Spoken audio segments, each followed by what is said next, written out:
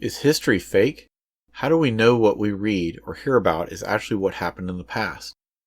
If one of those past historians made some major mistakes, and then everyone copied their errors when writing their books, then how can we trust what's in our history books? In the last few decades, school children have been reading less and less real books and more online historical material. In some ways, this is a good thing, as it certainly saves a lot of space and trees. The actual format of the historical text doesn't make a difference when it comes to a historical narrative's accuracy or not. We have to face it. History books, internet articles, and PDFs can't include every action and every tale. There has to be a glossing over and generalization of what happened, with the occasional digging down deep into a particular historical event, especially if it was a crucial turning point.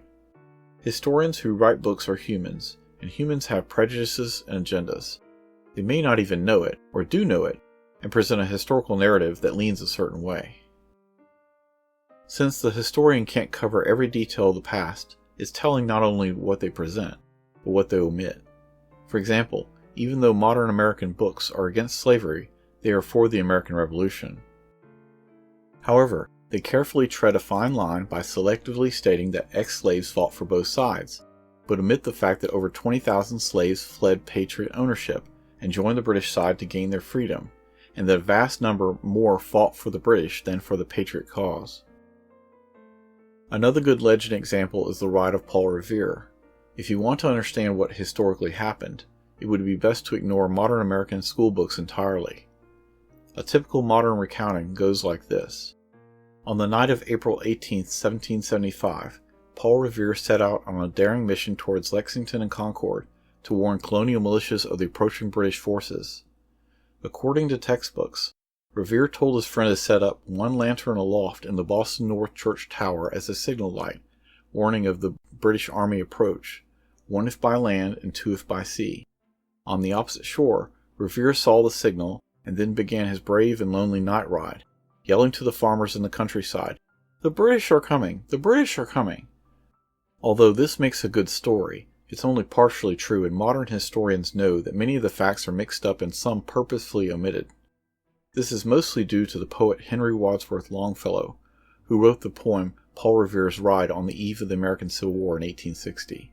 He purposefully twisted and simplified the story to make an American legend out of Paul Revere to stir up northern emotions against the South. The poem depicts the lantern signal in the Old North Church as meant to be received by Revere, when actually the signal was ordered to be set up by Revere. The poem also depicts Revere rowing himself across the Charles River when, in reality, he was rowed over by others. But that's just the start of the problems with the accepted historical narrative. Longfellow gave sole credit to Revere for the collective achievements of more than 3 writers, some of whom were lost to history. He also lengthened the time frame of the night's events. Revere and another writer, William Dawes, took different routes from Boston to Lexington to warn John Hancock and Samuel Adams that British troops were marching from Boston to Lexington to arrest them and seize Patriot weapon stores in Concord. They were joined by Dr. Samuel Prescott, who lived in Concord and just happened to be in Lexington.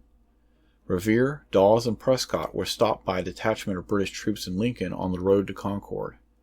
Prescott and Dawes escaped, but Revere was detained and questioned and then escorted by 3 British officers back to Lexington.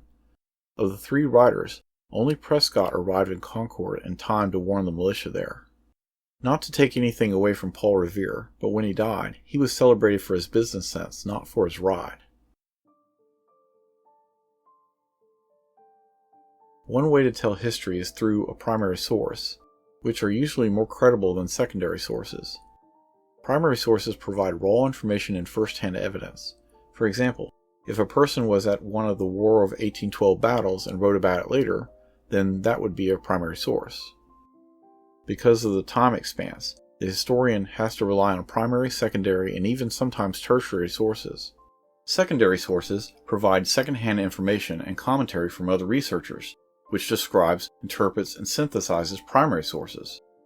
Just because a piece of evidence comes from a secondary source doesn't mean it's wrong. Sometimes it could actually be more accurate than a primary source, because it combines more information from other sources to more accurately portray the historical event.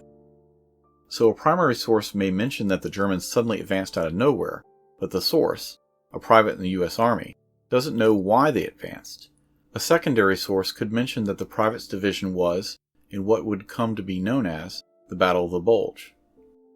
So, why would a historian want to use a tertiary source? Well, one good reason is that there may be no other option. For example, imagine that a certain Greek philosopher wrote a scroll that was later lost to history, and hundreds of years later, a Roman historian translated his copy from the Greek into Latin and quotes from the original verbatim. But before that book was lost to history, a medieval scholar references it. Since the primary source is lost and the secondary only has fragments, then the tertiary source is the only thing left to use. One commenter mentioned that we just get history from books, as if that somehow casts doubt upon their truthfulness. Yes, we do, but in addition there is oral tradition that eventually gets written down. Books are written by men, and mankind is fallible.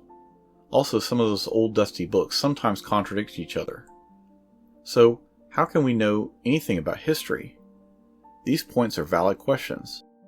Historians try to reach a consensus of what actually happened in the past, although there is sometimes legitimate disagreement. If they don't have an agenda, then they should use the different viewpoints that are still preserved up to this day. What should a historian do when the primary sources contradict each other? The first action should be to see if there is a real contradiction versus an apparent contradiction.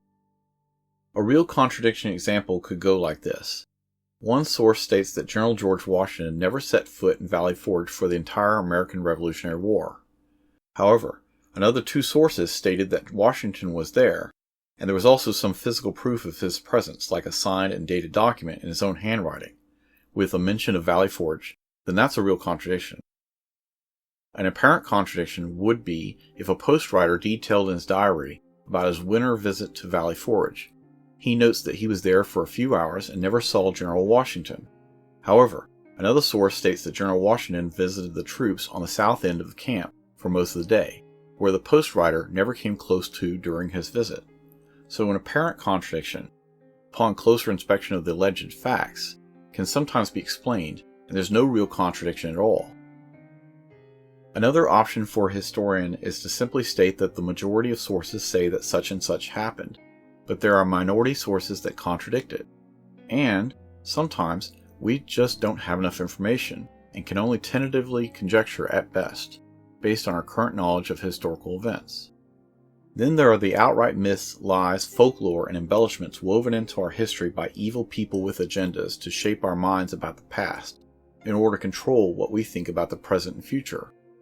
Most people would rather be told the real truth about the past and make up their own minds about what they think about it, rather than being given a sanitized and simplified version that's partially or mostly wrong. What's amazing is that historians who know better still include these in the historical textbooks and PDFs, even though some are just outright fabrications and stand on very shaky ground, just to prove an agenda or to tell a good tale to children, even though it's false. Inconvenient truths are usually omitted or whitewashed from the accepted political historical narrative. It's ironic that the very same textbooks which talk about how the American Revolutionary War was about gaining people's freedom purposely restrain that same freedom of thought by omitting and fabricating tales, as if a history book is a children's fairy tale book for nighttime reading before going to sleep. Other examples of legends and errors that still persist in our history books are Patrick Henry's Liberty or Death speech, the omission of the fact that a series of good faith Indian treaties were broken by the United States governments whenever they became inconvenient for the U.S., the legend of Molly Pitcher, that slaves didn't support nor fight for the Confederacy, the first Thanksgiving and the idea of manifest destiny. So, even though we know what really historically happened, inaccurate versions are still mentioned in modern textbooks. The question is, why? Although this doesn't excuse it in any way, it could be because textbooks have limited space to explain complex subjects, so they oversimplify the narrative to make them easier to remember and understand, even at the expense of accuracy. It could be historical revisionism to highlight rare events in the past and bring them forward in time and present them as normal, when such a subject was actually not common. Although it seems unlikely, it may be possible that the historians who sign off on the textbooks don't really know that the stories are myths. Or it could be simply a case of laziness on the part of the historians. I hope you enjoyed this video. Check out the EmersusTech channel for more interesting videos.